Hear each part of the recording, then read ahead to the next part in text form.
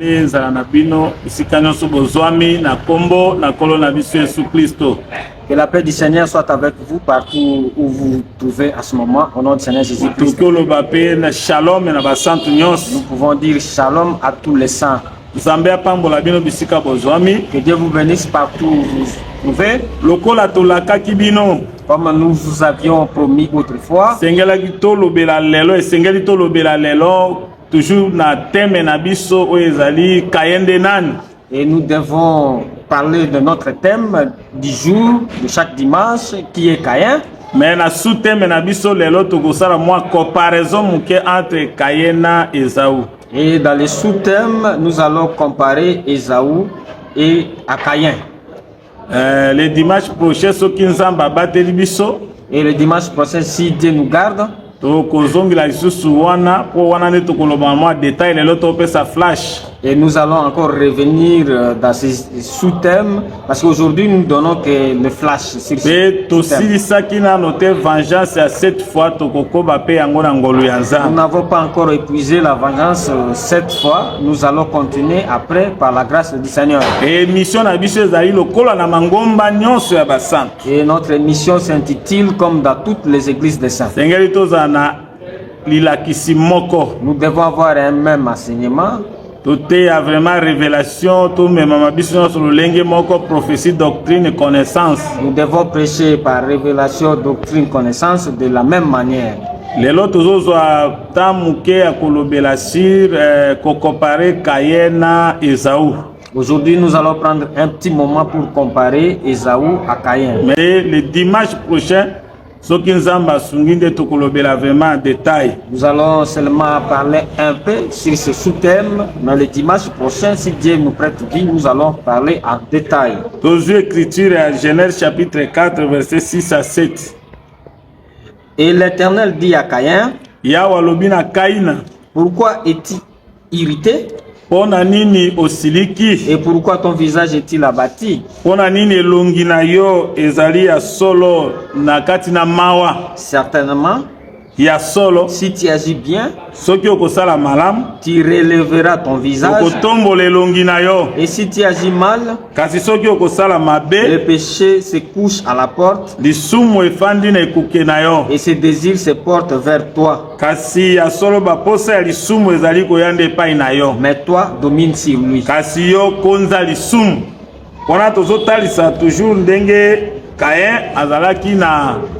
Un contre frère naïe Abel. Là, nous sommes en train de montrer comment Caïn avait la haine contre son frère qui est Abel.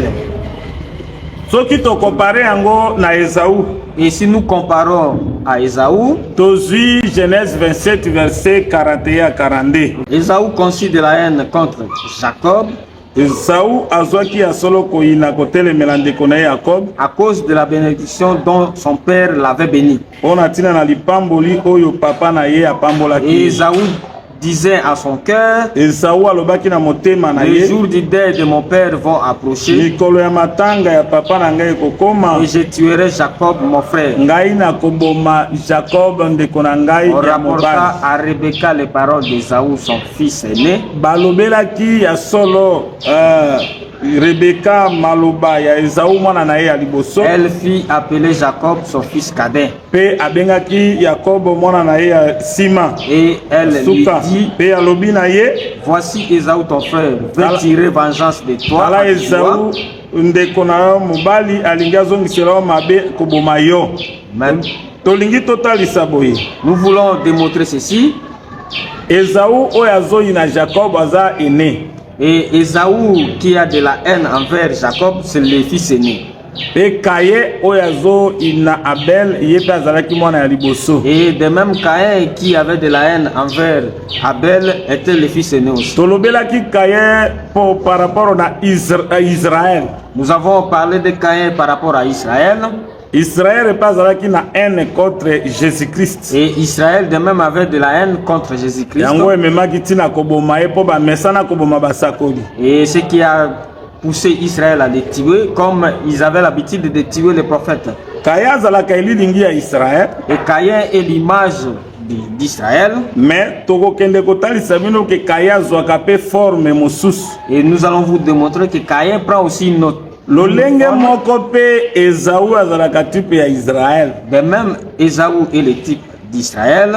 Mais okomona ke Esaú pe azwaka lolenge mosusu tokolobela yango lelo. Et Ésaü aussi prend une autre forme que nous allons aborder aujourd'hui. Bango nyonso bazwaki mosala ya haine ya koina. Et tous étaient typifiés par la haine. Bango nyonso bazwaki pona koina pe koboma. Et ils avaient de la haine envers leurs frères et animés par la tuerie. Tolobeli yango mingi sur Caïn comme Israël. Et nous avons longtemps parlé sur Ésaü, Caïn comme Israël. Pe Abel comme le Seigneur Jésus. Et Abel comme le type du Seigneur Jésus. Mais ce qui tozui Esaú. Et si nous prenons Ésaü, Esaú azozwa haine à cause de la bénédiction oyo Jacob azwaki. Et Ésaü qui prend de la haine envers son frère à cause de la bénédiction qu'il avait reçue de Lolenge moko Caïn pe azwaki haine contre ndeko na ye Abel à cause de l'offrande toujours la bénédiction. Et de même, Caïn avait pris de la haine contre son frère Abel à cause de l'offrande qui est aussi la bénédiction. Mais comment na Esaú azolobelo komoko? Ésaü dira une chose. Ababi mokolo ya matanga ya papa. Il dit le deuil de notre père approche. Nakoboma Jacob ndeko na ngai. Je tuerai Jacob mon frère. Abateli haine wana na kati na ye. Il garda de la haine envers mais son cœur. soki otangi tango yo papa na bango Isaac akufaki. Et si vous regardez quand leur père Isaac était mort, jamais Esaú aboma Jacob. Et nulle part Ésaü a tué son frère Jacob. D'ailleurs bakutanaki nde na matanga. Et d'ailleurs, ils se sont retrouvés dans le deuil. Baleli papa na bango ensemble. Ils avaient pleuré leur père ensemble. Nde tokotalisa bino matanga oyo bazolobela ya papa oyo ekosala ke Esaú azongisa haine epai na Jacob eza matanga nini. Et nous allons voir de quel deuil il s'agit où Ésaü veut venger son frère. Soko lingi o confirmer que na matanga ya Isaac Jacob na Esaú bakutana mais Esaú aboma Jacob te. Tozui Genèse chapitre 35 verset 28 à 29. Le jour d'Isaac firent de 180 ans. Mikolo na Isaac ezalaki ya bambula kama moko na tuku mwambe. Il expira et mourit. Azongisaki bomo ipe akufaki. Et il fut recueilli auprès de son peuple. Pe ayambamaki epai na libota na ye. Âgé et rassasié des jours. Komaki mokolo pe atondaki na mikolo. Et Ésaü et Jacob ses fils l'enterrèrent. Esaú na Jacob bana na ye mibali bakunda ye. Mais soki totali awa papa akufi mais Esaú atikalaki jamais koboma Jacob. Isaac akufaki déjà. Isaac était déjà mort mais jamais Esaú abomaki Jacob. N'avait tué son frère Jacob. Bakutani, ils se sont retrouvés. Bakundi papa na bango ils ont enterré leur père ensemble. Bon, soki tozongi lisusu na écriture totai kotanga Genèse chapitre 27 verset 41 à 42. Et si nous revenons dans Genèse 27 41 à 42, il est dit Ésaü conçut de la haine contre Jacob. Esaú azwaki motema mabe kotelemela ndeko na ye Jacob à cause de la bénédiction de son père dont son père l'avait béni. Et Ésaü disait à son cœur, les jours de mon père vont approcher et je tuerai Jacob mon frère. Mais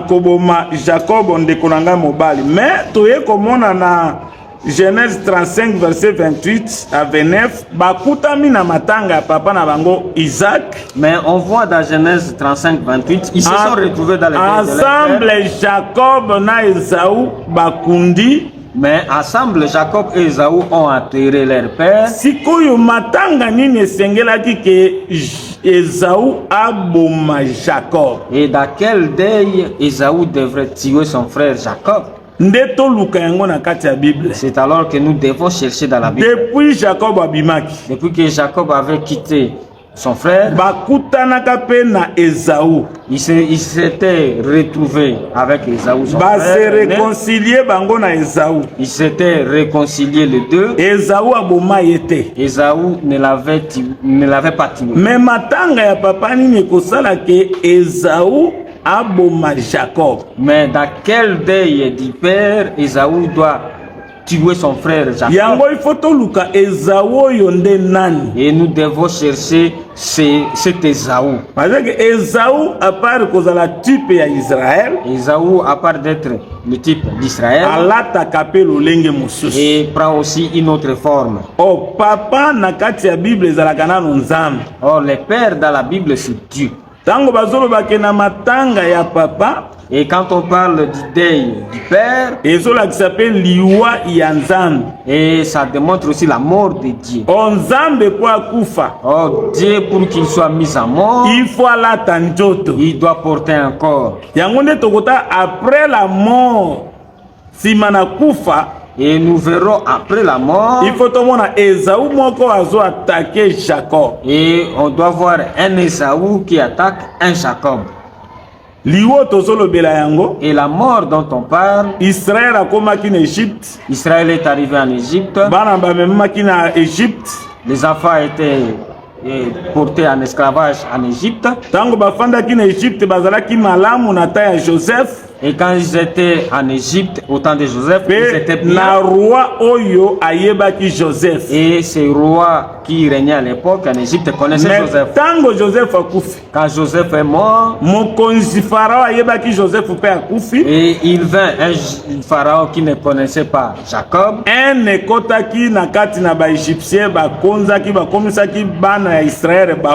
Et ce pharaon qui ne connaissait pas Joseph, il y eut de la haine des Égyptiens envers les Israélites.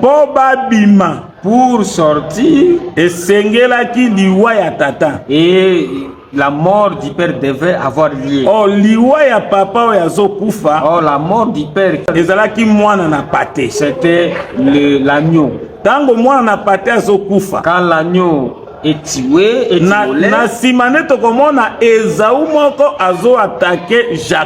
c'est alors qu'on verra un Ésaü qui attaque un Jacob. Oh, Jacob Israël. Et ici Jacob dont on parle c'est Israël. Mais Ésaü comprendre et dans quelques minutes tu vas comprendre qui est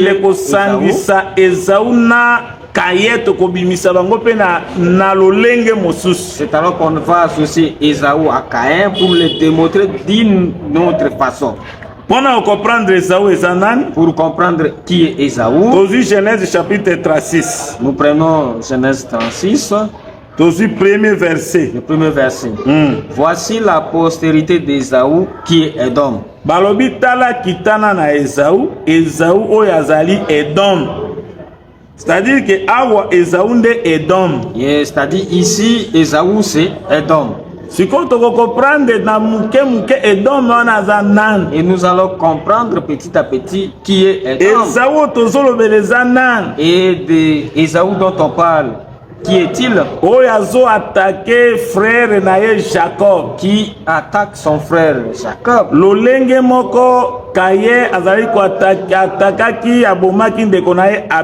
De même, Caïn tua son frère Abel. C'est après l'offrande. Et cela est arrivé après l'offrande. Oh, libonza, oh, Abel a tombolaki yango. Oh, l'offrande que Abel avait élevée à Dieu.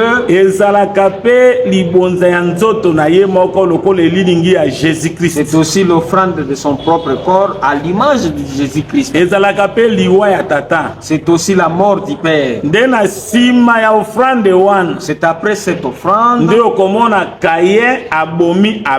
que vous verrez Caïn tua Abel. Ndenge moko pe na Égypte. De même en Égypte. Et l'offrande de l'agneau devait être. C'est ça la mort du père.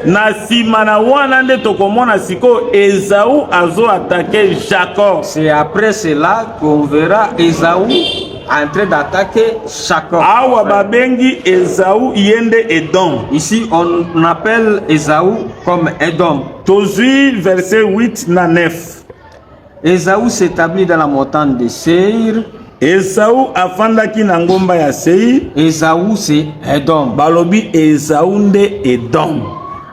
Tokiti na verset 9. Voici la postérité d'Ésaü. Tala kitana na Ésaü, père d'Édom, tata Édom, dans la montagne de Seir. Na ngomba ya Seir. Wana bazotalisaka Ésaü nde Édom, Ésaü nde tata ya Édom. C'est-à-dire que Ésaü awa Édom. Tokoyeba Édom azalaka nani, Ésaü oyeza nani. Ici Ésaü c'est Édom. Verset 19. Le verset 19 vient. Ce sont là les fils d'Ésaü. Ezali wana bana na Ésaü. Et ce sont là leurs chefs de tribus. Ezali wana bakonzi na mabota na bango. Ésaü c'est Édom. Ésaü c'est Édom. Awa bazotalisa Ésaü Édom. Tozwa lisusu Ésaü na katikete mususu oyeba. Tozwi verset 16. Verset 16. Ok. Les chefs de Corée. Mokonzi Corée. Les chefs Gaëtam. Mokonzi Gaëtam. Les chefs Amalek. Mokonzi Amalek. Ce sont là les chefs ici d'Eliphaz. C'est-à-dire ezala Amalek ezaba konjo bauti na Eliphaz dans le pays d'Édom. Na mboka Édom. C'est-à-dire que même Amalek azaka toujours na kati ya kitana ya Ésaü. Donc même le chef Amalek est la postérité d'Ésaü. Soko lingi ondima yango bien, tozu verset 12. Verset 12e.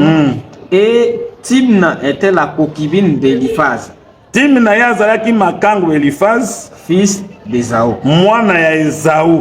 Elle enfanta à Eliphaz Amalek. Aboti na Eliphaz Amalek, c'est-à-dire que Amalek a outi toujours na Ésaü. Tokiti?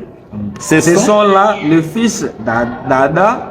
Femme d'Ésaü. Ezali wana bana ya Ada, mwasi ya Ésaü. C'est-à-dire que même Amalek a outi toujours na kati ya Ésaü. Édom a outi na kati ya Ésaü. De tozoluka toyeba komba ezalaki, c'est verset 43. Verset 43e. Ok. Le chef Magdiel. Le chef Hiram, ce sont là les chefs d'Édom. Selon leurs habitations dans les pays qu'ils possédaient.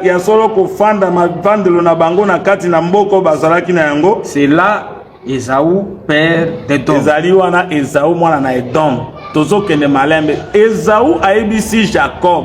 Ésaü dit à Jacob, mokolo ya matanga ya papa, le jour du deuil de notre père, ngai na kotire vengeance pena yo Ésaü ndeko na Jacob ndeko na ngai. Moi je tirerai vengeance de toi Jacob mayo ndeko na ngai. Je te tuerai toi mon frère. Mais Isaac papa ya ntoto boya kufi. Mais Isaac leur père physique était mort. Jamais Ésaü aboma Jacob. Et nulle part Ésaü avait tué Jacob. Ensemble bazwinde papa na bango Isaac. Mais ensemble ils ont pris leur père Bakundi et baleli et pe bakundi. Ils l'ont plié et l'ont attiré. C'est-à-dire liwa ya papa oyo Ésaü a attaqué Jacob ezalaki liwa ya Isaac était. Et la mort ou le deuil où Ésaü devait tirer vengeance de Jacob, ce n'était pas la mort physique d'Isaac. Alors ezalaki kolobela liwa ya tata mususu ezali nzambe tanga kolata nzoto. Et cela parlait de notre deuil de Dieu. Simba eloko bien dimanche ya sima tokopesa ba précision ebele. Et retiens bien ces choses. Le dimanche on va Caïn aboma Abel, pour que Caïn puisse tuer Abel. Esengeli offrande sale manano liboso. Et l'offrande devait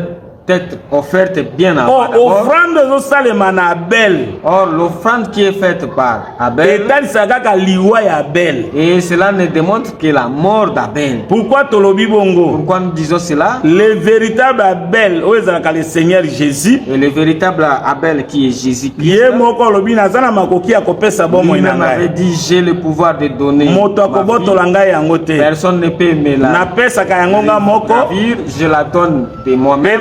J'ai le pouvoir de la reprendre. C'est-à-dire après offrande. Et après l'offrande, c'est-à-dire mort ya papa, la mort du père, de Kaya koboma Abel. C'est alors que Caïn tuera Abel. Motindo moko. De même, Esaü azoloba na Jacob. Esaü qui dit à Jacob, soki kaka papa akufi, si notre père est mort, na koboma na mukolo ya matanga, je te tuerai au jour du deuil. Mais papa bazoloba, mais le père dont il est question, c'est Dieu.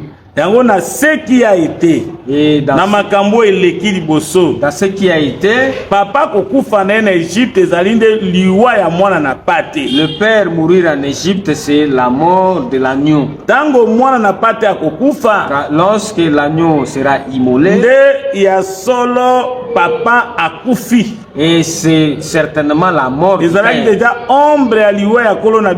Et cela était l'ombre de la mort de notre Seigneur Jésus. C'est alors que Israël sera délivré pour sortir d'Égypte. Mais quand Israël sortira d'Égypte, un Esaü l'attaquera. Et nous chercherons à comprendre dans la famille d'Esaü, nous voyons aussi Amalek sortir de la postérité d'Esaü.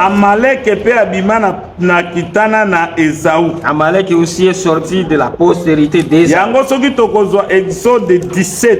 Et nous prenons Exode 17. Amalek abima pe na verset 8. Amalek vint combattre Israël à Rephidim. Tango babimi mo anapate akufi, lorsqu'ils sont sortis après la mort de l'agneau, et la guerre devait commencer entre Israël. Et ces choses vous pouvez les retrouver dans l'Apocalypse.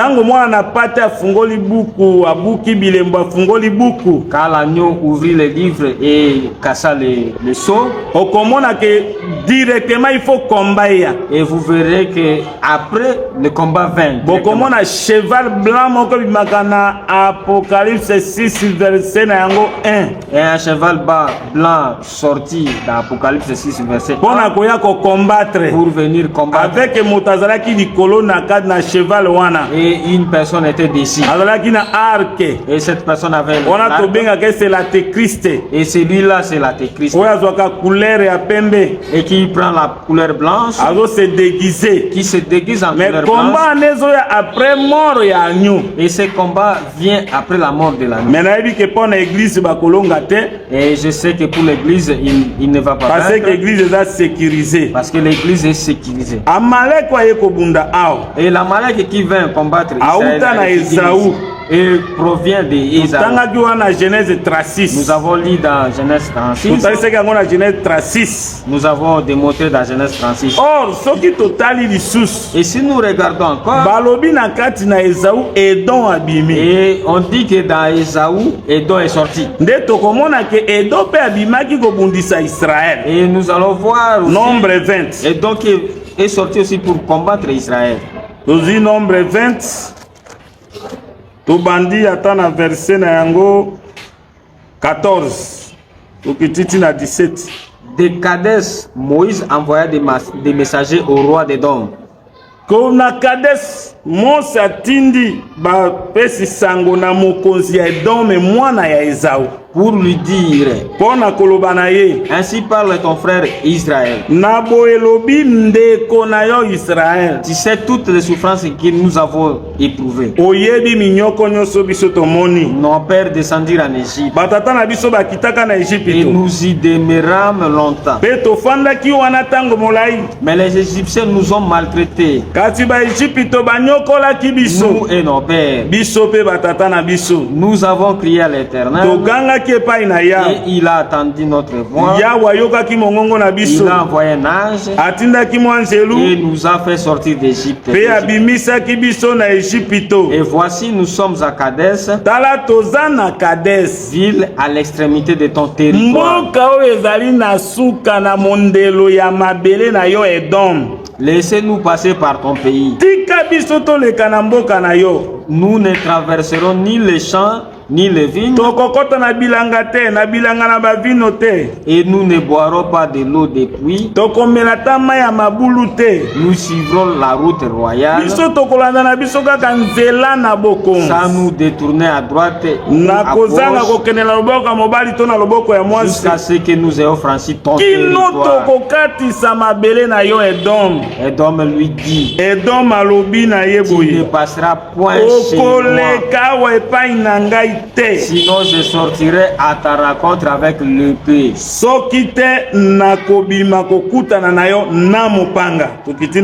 Les enfants d'Israël lui dirent, nous monterons par la grande route,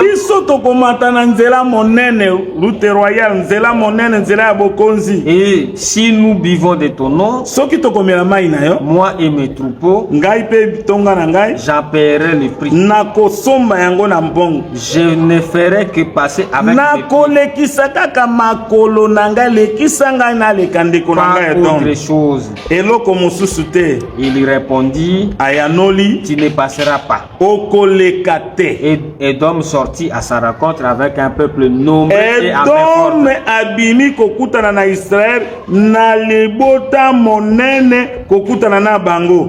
Ainsi, Edom refusa de donner passage à Israël par son territoire. Et Israël se détourna de lui. Israël a baluki. Awa total ici que Edom o ezalaki Esaü azo combattre Israël na épée. Ici, nous démontrons Edom qui est d'Esaü qui vint combattre Israël par l'épée. Ici, dans l'ombre, quelque chose se démarque, un frère qui se montre pour tuer son frère. C'est comme Caïn qui tua Abel. C'est comme Esaü qui vient pour tuer Israël. Avec épée. Avec l'épée. Mais Esaü na casquette Edom. Esaü dans une autre casquette sort comme Edom. Esaü dans un autre contexte sort comme Babylone. Il faut comprendre yango. Il faut comprendre ces choses. Et c'est à travers ces prédications que tu sauras pourquoi on parle de Caïn qui était du malin. Et de même qu'il y a Esaü et Esaü. Il y a un Caïn qui est type d'Israël. Et il y a aussi Caïn qui est tueur, qui donne la par rapport à Israël et qui tue par rapport à Israël. Par rapport à Babylone. Et c'est lui qui tue par rapport à Babylone. Prenons le livre d'Abdias. Abdias, toujours les versets. Parle à Edom. Prophétie d'Abdias. Ainsi parle le Seigneur l'Éternel sur Edom. Nous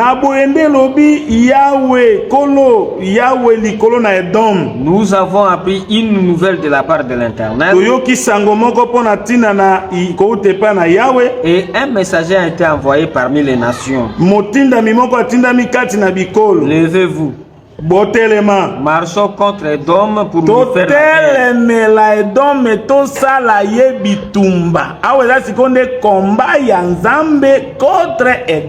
Et ici, c'est le combat de Dieu contre Edom. Alors, Edom Et Edom que Dieu frappe, ici, c'est Edom qui est venu combattre Israël.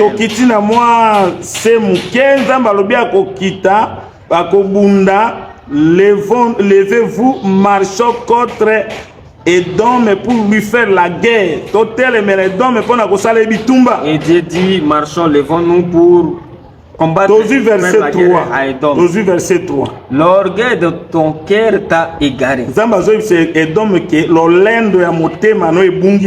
Toi qui habites les creux des rochers, qui t'assis sur les hauteurs,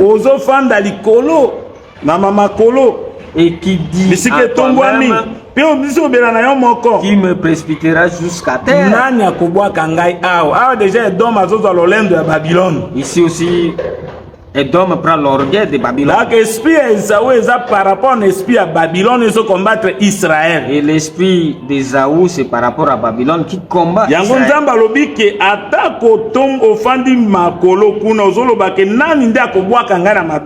Et verset 4. Quand tu placeras ton nid aussi haut que celui de l'aigle,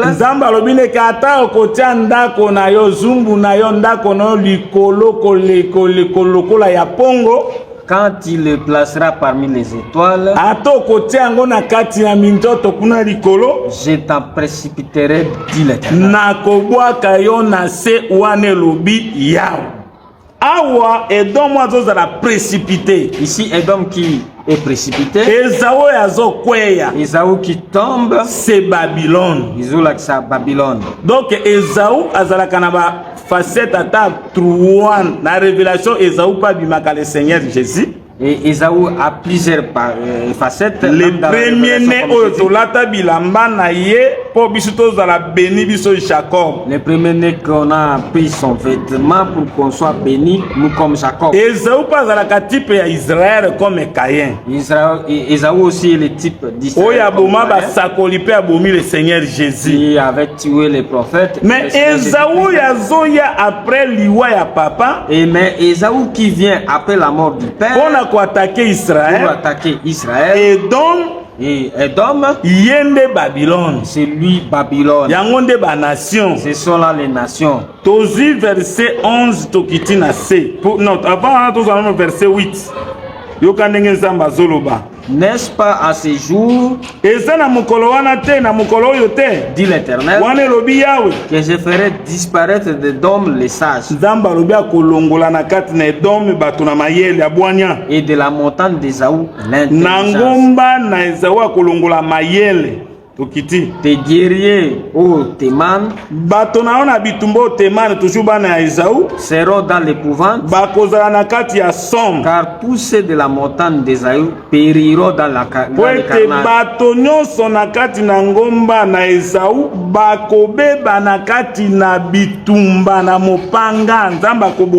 C'est-à-dire que Ésaü a type ya Babylone. Yango Kaye azalaka na mutindo moko te. Alors que Kaye n'a pas seulement une seule facette. Tokoye parce que Kaye qui était du malin. Et nous saurons Kaye. Yango il faut côté la Bible na mobimba na yango. Il faut prêcher la Bible dans son entièreté. Soki Esaü azana balolenge belé. Si Esaü a plusieurs facettes. Lolenge moko pe Kaye azana balolenge belé. Même que Kaye. Yo ka eloko nzamba zolo banaye. Nazobeta yo azobeta Esaü pourquoi? Azobeta Edom pourquoi? Verset 10. À cause de ta violence contre ton frère Jacob. Pona bokanzana ko beta ko nyokola na yaki ko bundana ndeko na Jacob, tu seras couvert de honte. Okozipamana son. Mais soko tali na vie ya Esaü na Jacob batikala jamais ko bunda. Et si vous regardez dans leur vie, ils ne se sont jamais combattus. Quand ils se sont séparés, il avait promis de venger. Mais le père, leur père est mort. Il ne l'avait pas tué. Avant même, wana tango bakutana kitango azobota boti na kara azobima poazonga na Jacob azobima poazonga na bana na ye après kobota ma Joseph azonga na Kanana. Même Jacob quand il faisait la marche de retour après du pays de Canaan pour retourner à Canaan, ils se sont retrouvés à Ésaü. Ils s'étaient réconciliés à mais à cause de la violence il y a contre Jacob. Mais ici quand on parle à cause de la violence contre ton frère Jacob, toi Ésaü tu seras couvert de honte. Le jour où tu te tenais en face de lui, mukolo yo telemaki liboso na ndeko na yo nde Amaleke nde Edom eki kobare Israël nzela. Le jour où des étrangers menaient captive son armée, mikolo yo mapinga ya bapaya ememaki Israël na boumbu, où des étrangers entraient dans ses portes, pe bapaya bakotaki na kati na bikuke ya Israël et jetaient les sorts sur Jérusalem. bazali kobwaka mbwakela likolo na isala Yerusalem. Toi aussi tu étais comme yo pe Esaü ozalaki lokola ba nation, c'est-à-dire Esaü pe akomaki lokola Babylone. Et Esaü devint comme Babylone. Awa Israël, c'est le type et Jacob, on dit Israël was attaqué par les nations. Et Jacob, ici, c'est Israël qui est attaqué par les nations. Awa directement libota ya Esaü. Ici, directement, la famille d'Esaü bazui lolenge ya ba nation, prennent la forme des nations. bazalaki lokola ba étranger ba memaki Israël na boumbu. Et ils étaient comme des étrangers qui avaient émené Israël. Verset 11, mokolo yo telemaki liboso ya ndeko na yo, otelemela ndeko na yo. Le verset dit, le jour où tu te tenais en face de lui, ton frère, le jour où des étrangers menaient captif son armée,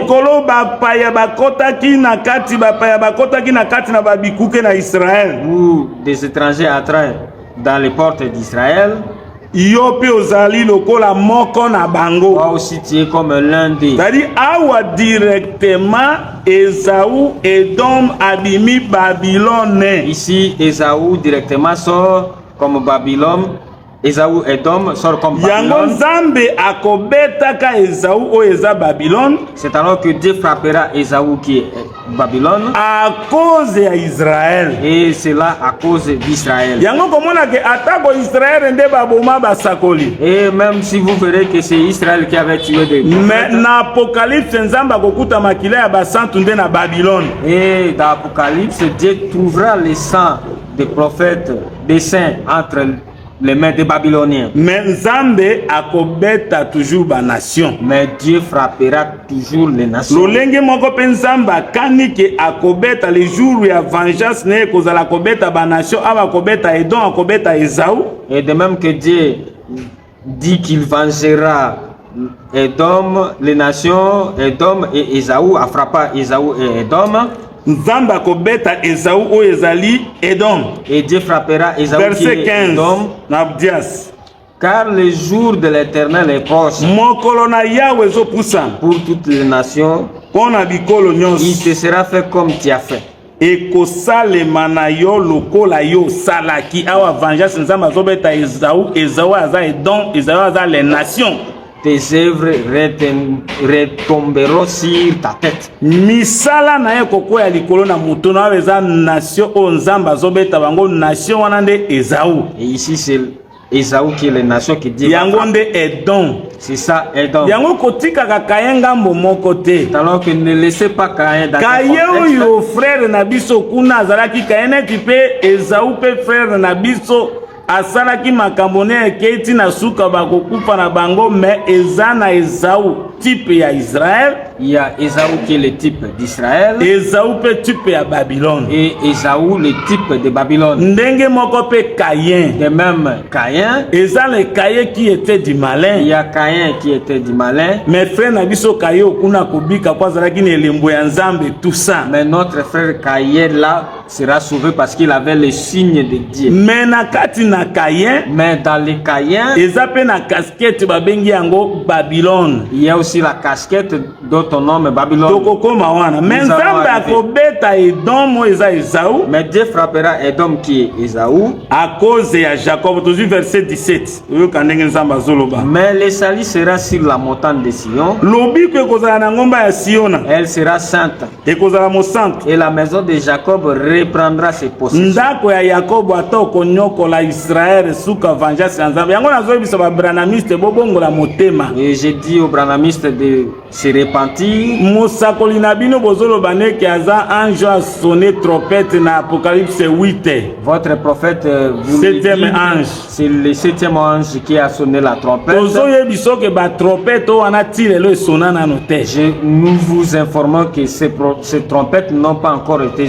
D'ailleurs, ba trompette on est ba trompette à guerre. D'ailleurs, ces trompettes sont destinées pour la guerre. Eza lokola Moïse na Aaron bazo lobela Pharaon pour abimisa Israël. C'est comme Moïse et Aaron qui étaient au devant de Pharaon pour lui dire. Déjà nzamba zo beta ba fléau. Déjà Dieu frappait les Égyptiens par des fléaux. Avec éclat. Là c'était des trompettes avec éclat. Mais pour la comment enlèvement Mais comment l'enlèvement n'est pas encore arrivé? Mais votre prophète a déjà sonné les trompettes qui parlent de la guerre. Sephora a biqué la guerre. Sephora n'a pas vécu la guerre. Sephora a biqué Moïse. Sephora a vécu le bonheur de Moïse. Parce que Moïse est ensemble avec mais tango Moïse a kokende poisonga ko délivrer bandeko na ye. Mais quand Moïse retournera pour délivrer ses frères, a kozongi sa Sephora. Il va retourner Sephora. Sephora biki la guerre te. Et Sephora ne peut pas vivre la guerre. Église biki la guerre te. Et l'église ne vit pas la guerre. Soko tali na ba trompette wana. Si vous regardez dans ces trompettes, eza ba trompette ya guerre. Ce sont des trompettes destinées pour la guerre. Même ba grêle on zamba réservé ngo mokolo ya kanda na ye. Où on voit des grêles où Dieu a réservé pour mais binu gozolo ba mosa ko ina bi yende 7e ange a sonné trompette. Et vous vous dites que votre prophète c'est lui le 7e ange. Cette trompette nyonso Apocalypse 8. Toutes les 7 trompettes de la première trompette tina dernière trompette. A commencé par la première jusqu'à la dernière. Toutes ces trompettes. Oui, comme ma biso na suka ba bengi yango Armageddon. Qui nous amèneront jusqu'à Armageddon. Le 7e ange azalaka na 6e na 7e azalaka ba trompette zo sonner pour le grand combat de l'Éternel. Et le 6e ou le 7e ange ont des trompettes qui sonnent la guerre, le combat. Après l'enlèvement de l'église. Tous ces événements se passeront après l'enlèvement de l'église. Nzambe asunga bino ba branamiste boso sur makambo nom de Jésus. Dieu vous êtes vous. Mokolo mosuto koloba isona na détail. Nzamba ko sauver Israël. Toujours verset 18. La maison de Jacob sera un feu. Ah, ndako ya Jacob ekozala moto. Et la maison de Joseph une flamme. Pe ndako ya Joseph ekozala lolemo ya moto. Mais la maison d'Ésaü sera du chaume. Ah, ndako ya Ésaü ekozala chaume, ekozala kase ya kokauka. Qu'elles allumeront et consumeront. Oyo Israël, Jacob na Joseph bakozikisa yango. Et il ne restera rien de la maison d'Ésaü. Ekotika na eloko moko te na ndako na Ésaü. Car l'Éternel a parlé. Poete Yahweh alobi. C'est-à-dire que awa tokotali sabino bien aimé na zoe bisabino ya solo. Ete makambo eza solo ke Ésaü oyo bazolobela eza Babylone o nzamba kobenga nzamba bengi kuto Ésaü alobi aza kasa ya kokauka. Et Dieu nomme Ésaü comme du chaume. Na folie ya babranamiste. Dans leur folie. Oh, kasa ya kokauka nde chaume ezoloba na Malachi 4. C'est ce yango meme tolobaka ke Malachi 4. Malachi 4 on dit elobelaka jamais pour l'église. Et on le répète que ça ne parle pas de l'église. Ezolobela ko préparer Israël babonga. Et c'est pour préparer Israël avant le jour de l'Éternel. Avant l'avènement du jour de l'Éternel. Jacob a causé la mort. Ici, on a dit que Jacob sera du feu. Et Joseph a causé la mort. Et Joseph de flamme du feu. Mais Ésaü a causé la kassa. Mais Ésaü sera du champ. En d'autres termes, mort à Jacob on dit aussi qui c'est Ésaü. Et en d'autres termes, c'est l'effet de Jacob. Pourquoi Ésaü a qui combattre Jacob. Pourquoi? Parce que Ésaü est venu combattre Ésaü azande Babylone. Et cet Ésaü ici c'est Babylone. Il y a aussi un cahier azapé Babylone. Il y a aussi un cahier qui typifie mais il y a Babylone. un cahier le type à Israël. Et il y a un cahier qui typifie Israël. Yango il faut tango zolobela makambo il faut tiaka makambo nesika na yango. Et quand vous voulez parler des choses il faut mettre Yoka na Malachie 4 chapitre 1 verset 1 Malachie 4. Car voici Tala le jour vient. C'est-à-dire un jour eza ya kopela ya kongala, c'est-à-dire Jacob eza nzambo ya zoya na colère. Tous les hautains et tous les méchants se bato na lolendo bato na komitombola bato ya bakanza bakozala lokola kasa ya kokauka. Le jour qui vient les embrassera. Mukolo ekoye kozikisa bango mukolo ezaka nzambe tango akoya mpona kobeta bamécha après enlèvement. L'Éternel des armées. Wane lobia wanapinga wane zaika flash total sabilu lelo toza pona Malachie 4 traité. Tozo koba toujours par rapport na Ésaü na Jacob. Na kanisi total sibinu ke Edom o tozo lobelaye ezande Babylone. Et nous vous avons démontré Edom dont on parle c'est Babylone. Toko bakise yango le dimanche zoya. Nous allons ajouter des éléments le dimanche prochain. Soki ozi même vengeance ya Nzambe na Esaïe 63. Si nous prenons même Nzamba kotele mapona kobeta Edom. Donc Edom ezalaka Ésaü ezande Babylone eza type ya Israël te. Ésaü ici c'est Babylone, ce n'est pas 63 verset 1 d'Israël. Qui est celui qui vient d'Edom? Nani azali kouta na Edom? De Bosra, na Bosra, vêtements rouges, na bilamba motane ezalaka pe œuvre ya croix te. Ezalaka tango Jésus akokita na Edom ekobeta pe kosopa makila na bilamba ya kongenga. Et se redressant avec fierté dans la azali komitalisa na lolendo nyonso na litondi ya bonzambe ya bakasi na ye. C'est moi qui ai promis les salis. Ngai nde nalaki kokangola. Qui est le pouvoir de délivrer. Ngai nde naza na makoki ya kokangola. Pourquoi tes habits sont-ils rouges? Bona nini bilambano eza motane? Et tes vêtements comme les vêtements de celui qui fait bilambano ezali lokola bilambano azo nyata na kati na mbeki. J'ai été seul à fouler au pressoir. Nazalaki nga moko na nyata na kati na esika banikaka. Et ni l'homme d'entre les peuples n'était avec moi. Moto moko te na kati na libota azalaki na ngai elongo. Je les ai foulés dans ma colère. Na nyataki bango na kanda na ngai. Je les ai écrasés dans ma fureur. Na panzi bango na kele na ngai. Leur sang a jailli sur mes vêtements. Makila na bango eza tango nzamba akoya kobeta Edom akoya kobeta Ésaü yende nzambe nde le jour de l'Éternel. Et j'ai essuyé tous mes na bebisi bilamba na ngai. Pourquoi? Car un jour de vengeance était dans mon cœur. Poete mokolo ya kobukanisa ezalaki na motema na ngai. Et l'année de me racheter est venue. Tango ya basikolami na ngai ezali nzambe akobeta Edom ezali Babylone. Dieu frappera Edom qui est Babylone. Il y a aussi un cahier oyo abengami Babylone. Il y a aussi un cahier nommé Babylone. Mais il y a aussi un cahier abengami Israël. Il y a aussi un cahier qui est nommé Israël. Ndenge moko il y a un Ésaü abengami Israël. Et de même il y a un Ésaü qui est nommé Israël. Ezape na un Ésaü abengami Babylone yango to bengi yango Edom. Et il y a aussi un Ésaü qui typifie Babylone. On a kosukisa tozwa tama quelques makomi na nouvelle alliance tozwi mukanda ya Nzambe tozwi Jide ezalaka na verset moko. Jide chapitre moko pardon chapitre moko tozwi directement verset na yango 11. Verset 11. Malheur à eux. Mawana bango. Car ils ont suivi la voie de Caïn. Balandi nzela ya Kaina. Ils se sont jetés pour un salaire dans l'égarement de Balaam. Bamibwaki na nakati na kobunga na lifuti moko na kobunga ya Balaam. Ils se sont perdus par la révolte de Corée. Oyo kayo ba comparé na Balaam. Kayo ba comparé na ba fils ya Koro ba saraki révolte. C'est-à-dire eza na Caïn oyo boye azotalisa pe Babylone. Donc il y a un Caïn qui typifie Babylone. Oyo azonyokola ndeko na ye frère na ye Israël. Et qui fait souffrir son frère qui est Israël. lolenge moko pe Esaü, de même Esaü, oyo aza pe type ya Babylone azali, qui est le type de Babylone, oyo azobundisa ndeko na ye Jacob oyo aza Israël, qui combat son frère Jacob qui est tozongi Israël. na 1 Jean chapitre 3 tobandi ata na 1 Jean chapitre 3 tokoki kobanda ata na verset 11.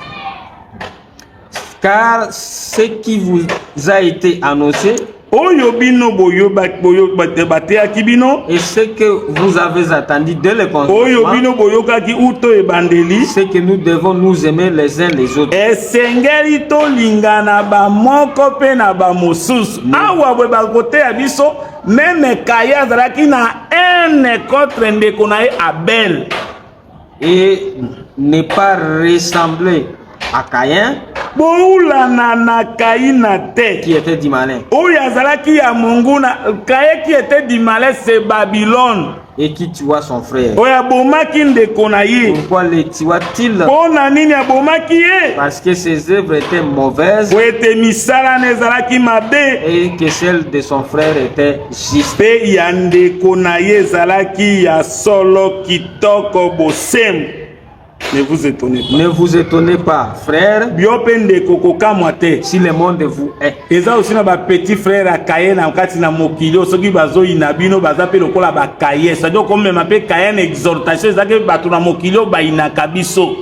Nous savons que nous sommes passés de la mort à la vie Biso toyebi ete tolongwa na kati na kufa tokoti na bomoi, parce que nous aimons les po frères. ete tolingi bandeko. Celui qui n'aime pas demeure dans la mort. Oyo moto azolinga te azofanda na kati na kufa, yango il faut sala bokesani. Il faut faire la différence. Kaye azozanga amour, Le Caïn qui marque l'amour, ezalaka mpe Babylone, c'est aussi Babylone. ezalaka mpe Esaü, C'est aussi Esaü. ezali Edom, C'est aussi oyo Edom, azotia barrière na ndeko na ye na route et royale, qui met la barrière à son frère. azobima na epée mpo aboma Israël. Il sort par l'épée pour tuer. Me Nzambe alobi neke ata okotombwama, Et Dieu lui dit, même si tu seras ata dans les okotia hauteurs, ndako na yo lokola likolo lokola ya aigle, même si tu mettras ton nid au-delà comme un aigle, si yango kako ezolobama na Esaïe chapitre 14. c'est de même qui est parlé à Isaïe. Tango Nzambe azoprécipite ye lolendo na ye alobi na kokoma lokola Nzambe na kotia nini na ngai likolo ya baetoile ya Nzambe, c'est Babylone. Et quand Dieu l'avait promis la précipitation, Me Nzambe akoprécipite na et mabele. Dieu doit les précipiter sur terre. Ndeko nyonso mpe azangi amour. Et tout frère qui manque l'amour, Comment bokoza na collège moko bozolingana te? comment vous pouvez être dans Il y un a collège aussi où des vous n'avez pas de petits l'amour? frères de Kaye na kati na baassemblée. Il y a aussi des petits frères de Caïn Oyo ye alingaka na ye bato te, et qui n'aiment pas, alingi kotravaille na collège te.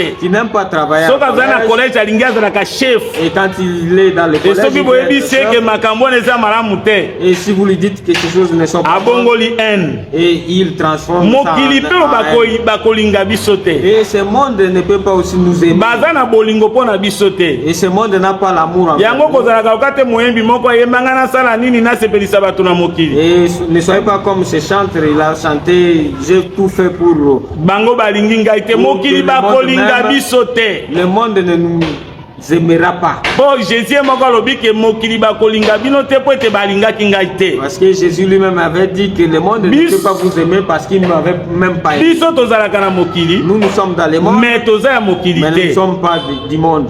Batela bamangomba nyonso ete ya mabe bapetit frère ya Kayen. Et toutes les églises qui prêchent de mauvaises choses, Nangambo sont des petits frères de mosusu. Caïn. Dans un autre contexte, Na contexte mosusu Kaye atikala Israël. Caïn est resté Israël. E Kaye lokola moto Et boye, Caïn, comme une personne physique, akobika na ye mpo bilembo ya Nzambe ezalaki na kati na sera ye. sauvé parce que les signes de Dieu étaient Lolenge en moko mpe Esaü lokola moto, lui. Et de même, Esaïe, comme une personne akobika physique, na ye. sera sauvé. D'ailleurs balelaki papa ensemble mpe bakundi ye. D'ailleurs, ils avaient pleuré ensemble avec son frère Jacob. Mpe base leur père. réconcilia na ndeko na ye Jacob. Et ils s'étaient réconciliés avec son Mpe frère bakunda Jacob. papa na bango Isaac. Ils avaient enterré leur père Isaac. Mais eza na Esaü oyo babengi ye Babylone. Mais il y a un Esaü qu'on nomme Babylone. Esaü anande babenge Babylone yende azana haine contre Israël. Et cet Esaü dont on appelle Babylone, c'est cet Esaü qui a la haine envers et Jacob aza mokolo aza moto. Et Jacob qui est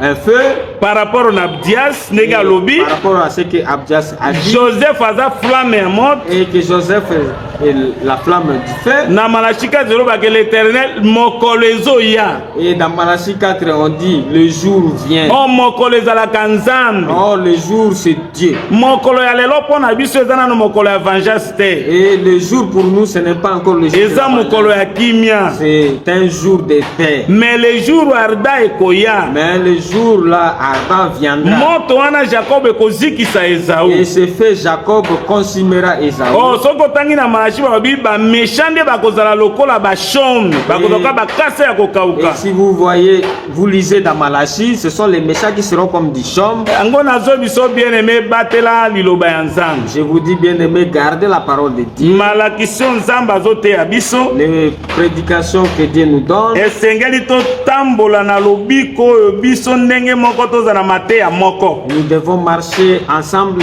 avec un même. Monguna na biso nde zabolo. Notre ennemi c'est le diable. Monguna na biso nde mate ya mabe. Notre ennemi c'est le mauvais enseignement. Entre biso na biso to lingana. Entre nous, nous devons cultiver la tozala lokola kaete. Nous ne devons pas être comme oya inaki ndeko na ye qui avait de la haine. Pe abomaki ndeko na ye jusqu'à pona nini. Pourquoi? Misala ne ezalaki mabe. Parce que ses œuvres étaient mauvaises. Yango tokoyebi soki Kaye azalaka type ya Israël. Et nous allons te dire que Caïn est le type d'Israël. Kaye pe azalaka type ya Babylone. Il est aussi le type de Babylone. Ndenge moko Esaü pe azalaka type ya Israël. Et même Esaü aussi le type d'Israël. Esaü pe azalaka type ya Babylone. Esaü est aussi le type de Babylone. Yango kolo asunga bisiko zwami. Et que Dieu vous aide partout où vous abatela yo. Qu'il vous garde là où soki nyonso tote ya pourquoi. Et tout ce que nous prêchons pour que nous ayons un même salut. Ennemi na biso nde mate ya mabe. Notre ennemi ce sont les mauvais. Ennemi na biso nde Malachie 4 nde Branham nde ta oyo te. Et notre ennemi c'est Malachie 4. Sengeli to kwei yango Malachie 4 ezaka biso te. Et Malachie 4 mate ya ndenge wana sengeli to telemela yango. Nous devons nous opposer à ces ba trompette ya Apocalypse 8. Les trompettes d'Apocalypse 8. Eza ba trompette ya guerre. Sont des trompettes destinées pour la guerre.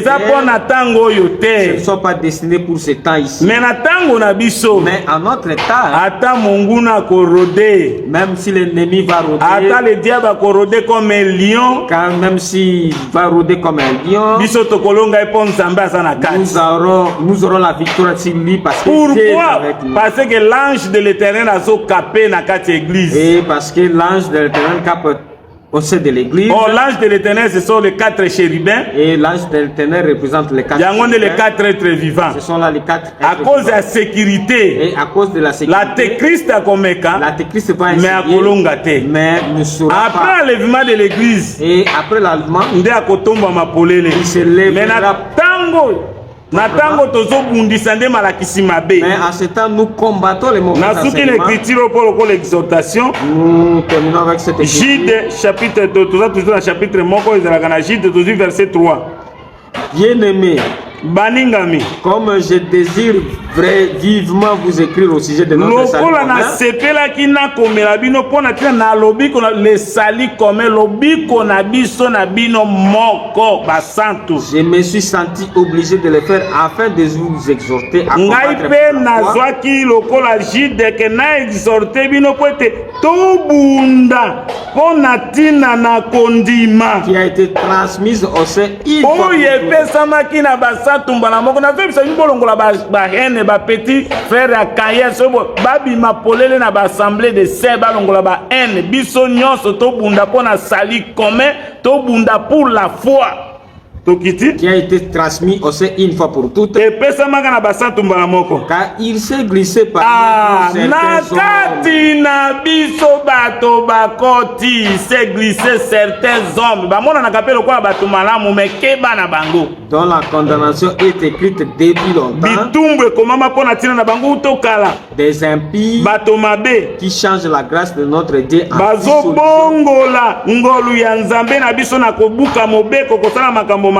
et qui renient notre seul maître et Seigneur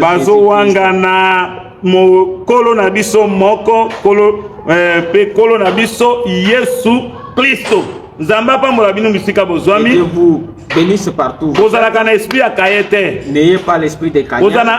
contre ton frère. N'ayez pas de la haine envers ton frère. Collège pour travailler. Soyez dans le collège et dans l'église, n'ayons pas de la haine envers contre faux enseignement. La haine soit dirigée vers et nous débarrassons de l'ennemi. C'est le diable. Notre ennemi est le diable. Que Dieu vous bénisse partout où vous vous trouvez. Et même si nous n'avons pas encore dimanche et le dimanche prochain, nous allons ajouter un que Dieu vous bénisse. Vous qui avez écouté cette parole, si vous étiez malade, si vous avez un problème, solution. Et tes problèmes, si vous avez même si les gens se rassemblent, Dieu se lève, il te donne la victoire. Amen.